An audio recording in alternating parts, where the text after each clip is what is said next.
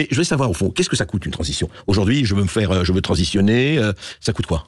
Alors, ça coûte plus cher quand on est un homme qui veut devenir une femme. Donc nous, on a calculé que pour faire tout ce qu'il faut, c'est-à-dire prendre des hormones à vie, plus faire un certain nombre de chirurgies, donc chirurgie génitale, chirurgie faciale, épilation intégrale, Ça, c'est pour un homme qui veut dire femme. oui, voilà, faire par exemple l'opération des cordes vocales, pomme d'Adam, oui. plus avoir quelqu'un qui vous aide à rééduquer votre voix, parce que c'est pas forcément Bien sûr. évident. Et alors Voilà, et bien on est à plus de 100 000 euros, et ça c'est vraiment la fourchette hyper basse avec des prix dans le public. Et ça c'est pris en charge par la sécurité sociale intégralement. Intégralement. C'est-à-dire C'est-à-dire si je veux transitionner, les 100 000 euros me sont intégralement remboursés par la sécurité sociale aujourd'hui. Oui, tout à fait. Légalement sous le pont de la loi. Tout à fait. C'est-à-dire que vous rentrez dans un système où vous avez une ALD, donc c'est une affection longue durée, une ALD 31, parce que alors c'est là que se situe le paradoxe trans. À la fois, on nous dit que c'est dépsychiatrisé, donc ce n'est pas une maladie, le transsexualisme. Vous avez une dysphorie de genre, mais c'est pas un problème psychiatrique non plus, c'est juste un état humain. Bon, voilà. Nous, on estime que si ce n'est pas une maladie, une véritable maladie psychiatrique ou hormonale, remboursé par la Sécu intégralement en plus. Oui, intégralement. Enfin, si c'est un choix de vie, très bien, mais il y a beaucoup de femmes qui se font de la chirurgie esthétique parce qu'elles sont pas contentes de leur allure.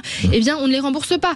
Moi, j'estime quand même que c'est pas très cool parce que les femmes doivent se faire sans arrêt épiler pour être acceptées dans la société. Mais par contre, l'épilation intégrale, on le paye de notre poche. Alors par contre, pour les messieurs qui deviennent femmes, c'est remboursé intégralement.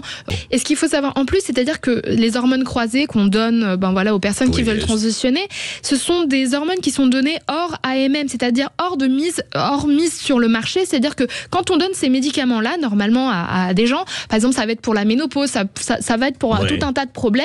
Et ces médicaments, les labos les ont sortis pour ces problèmes-là de santé spécifiques. D'accord. Et donc, normalement, quand un médicament est hors AMM, quand un médecin le prescrit, il ne doit pas être remboursé.